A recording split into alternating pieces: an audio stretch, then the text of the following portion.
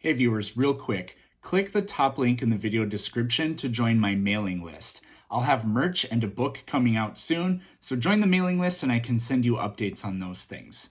Thank you. Welcome to What the Fact. Today's topic is this.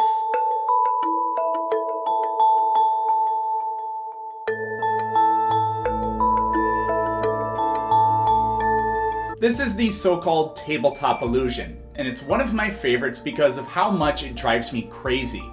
The illusion is that the tabletops themselves are the exact same shape, same height, same width. I'll prove it to you by using my computer.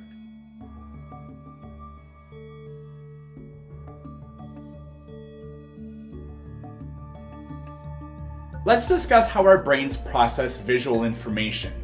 I recently reread the chapter on vision in this amazing book, How the Mind Works by Steven Pinker.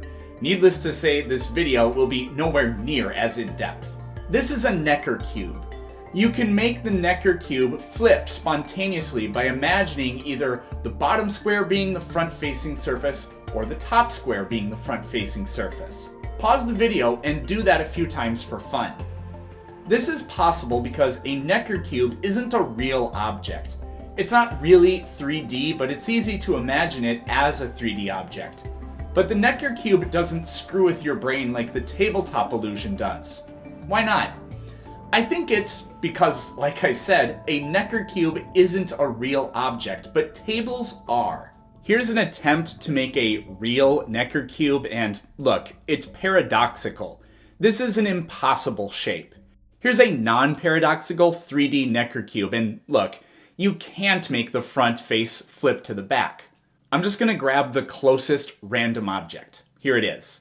So look, you know that in reality this stapler isn't 2 inches long, even though you can't see it for what it truly is. That might sound mundane, but it's pretty remarkable.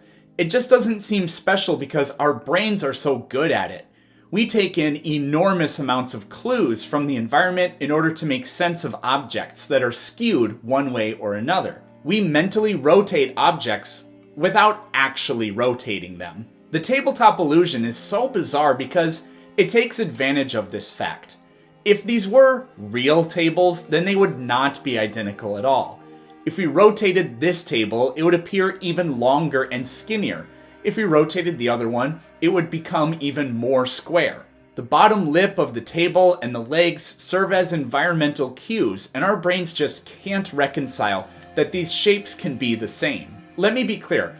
I'm saying if these were real tables, then they would not be identical. Their tops wouldn't be the same dimensions, but that's not the point of the illusion. The point is that even though you know that they are the same shape from this perspective, you can't make your brain see them that way. Also, the far edge of the skinny table is the same width as the close edge, but it looks bigger, and it's almost impossible to make your brain see it that way.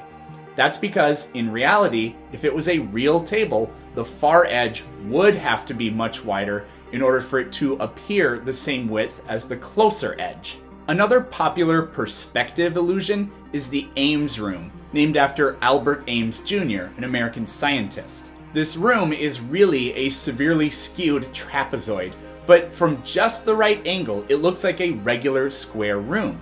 Here's a completely different kind of illusion. There are no red pixels in this image at all. I can prove it with the color matching eyedropper tool on my computer. So here's the image, and here's a red square. So here's the eyedropper tool. We can use this to color match anything. And I think right here, the strawberry looks, well, here it looks, yeah, this might be the most red looking region. So let me just pick that right there. And look at that, it's not in the red. Now, even this square still looks red, but we know for a fact that it isn't. Let me just delete the background image. And now it's very clear that it is not red. Let's try that one more time. Color match to a different region. How about where they're cut open right here? Same thing, not in the red. And we'll do one more just for the heck of it. And there we go. We can see it's actually gray or blue. Again though, looks red. Look at how red that looks. That's pretty amazing. When I make it larger, it looks red, but as soon as we delete this image, gray. Totally gray. What is going on here? Our brains have to do color correction all the time. The light you see outside isn't purely white, it's tainted mostly by the sky, which is blue. So our brains have evolved to subtract some of that blue to see objects for how they truly are. But our brains only do that in the presence of blue light. In the grocery store, which uses white light and where there's no sky interference, the apples don't look more red. The strawberries in this image range between gray and cyan due to a light blue filter over top of them.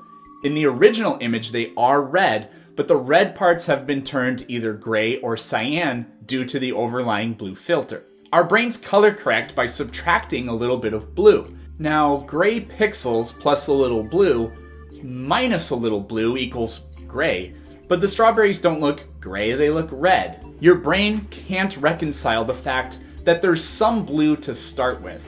So you see gray minus a little blue, which leaves a faint red tint behind. I think there are two major takeaways from this. What illusions do is they simultaneously prove that our brains are more amazing than you realize, and that we also shouldn't be so confident because they can be tricked. Maybe seeing is believing, but that doesn't make it real or true. We should question things. The scientific revolution was literally started by accepting the idea that Earth moves around the sun, even though it doesn't look like it does. These are important lessons. Eyewitness testimony is now understood to be one of the worst, or to be more fair, most unreliable forms of evidence in court. Imagine if we had never accepted that, and what injustice that would cause. Stay smart, people. It's too risky not to.